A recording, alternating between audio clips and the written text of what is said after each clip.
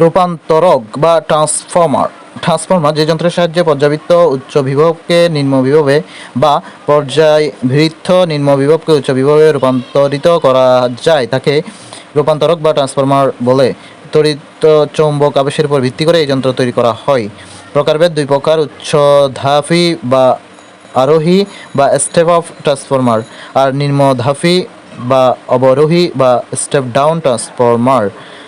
উচ্চধাপী বা আরোহী বা স্টেপ আপ ট্রান্সফর্মার হলো যে ট্রান্সফর্মার অল্প বিভবে অধিক তড়িৎ প্রবাহকে অধিক বিভবের অল্প তড়িৎ প্রবাহে রূপান্তরিত করে তাকে উচ্চধাপী বা আরোহী বা স্টেপ আপ ট্রান্সফর্মার বলে। আর যেই ট্রান্সফর্মার অধিক বিভবকে অল্প তড়িৎ প্রবাহকে অল্প বিভবের অধিক তড়িৎ প্রবাহে রূপান্তরিত করে তাকে নিম্নধাপী বা অবরোহী বা স্টেপ ডাউন ট্রান্সফর্মার বলে। গঠনের প্রধান উপাদান হচ্ছে কোর বা মজ্জা। একটি কাঁচা লোহার আয়তাকার মজ্জা বা কোরের বিপরীত বাহুতে অন্তরিত তার পেঁচিয়ে ট্রান্সফর্মার তৈরি করা হয়। প্রাথমিক কয়েল: আয়তাকার কোরের যে বাহুর কুণ্ডলীতে পরবর্তী প্রবাহ বা বিভব প্রয়োগ করা হয় তাকে মুখ্য কুণ্ডলী বলে। 3 নম্বর মাধ্যমিক কয়েল: যে বাহুর কুণ্ডলীতে পরবর্তী বিভব আবিষ্ট হয় তাকে গৌণ কুণ্ডলী বলে।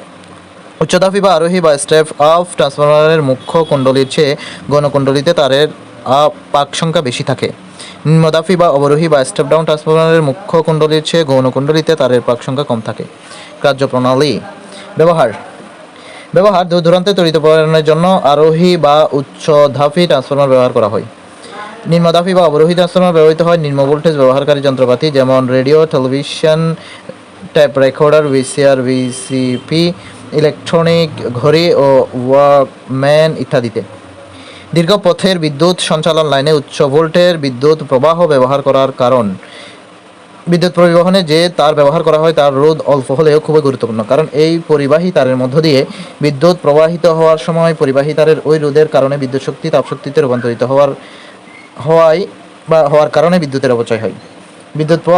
বিদ্যুৎ প্রবাহ মাত্রা যত বেশি হয় উৎপন্ন তাপের পরিমাপও তত বেশি হয়, অর্থাৎ বিদ্যুৎ শক্তির অপচয় তত বেশি হয়। প্রবাহ মাত্রা কমাতে উৎপন্ন তাপের পরিমাণ তথা বিদ্যুৎ অপচয় কম হয়, কিন্তু প্রবাহ মাত্রা কমালে ভোল্টেজ বৃদ্ধি পায়। এজন্য দীর্ঘপথের বিদ্যুতের ফলে উৎপন্ন তাপের পরিমাণ তথা বিদ্যুতের অপচয় কম হয়।